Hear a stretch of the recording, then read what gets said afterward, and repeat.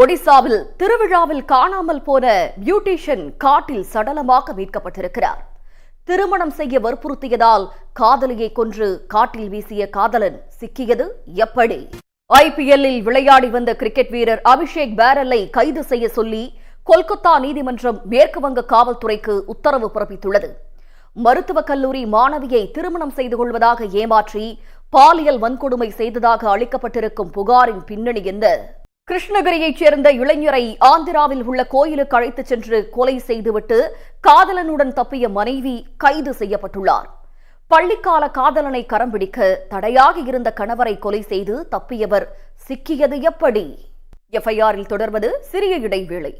கிருஷ்ணகிரி அருகே டாஸ்மாக் கடையில் பெட்ரோல் குண்டு வீசிய இளைஞரை பொதுமக்கள் பிடித்து கட்டி வைத்து போலீசில் ஒப்படைத்தனர்.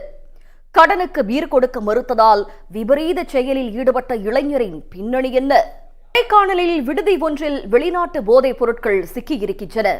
உரிமையாளரை கைது செய்த போலீசார் விசாரணை மேற்கொண்டு வருகின்றனர். பல வகை போதைப் பொருட்களை கொண்டு கொடைக்கானலில் ரேவ் பார்ட்டி நடத்த திட்டமா? இத்துடன் FIR நிறைவு பெறுகிறது. நன்றி, வணக்கம்.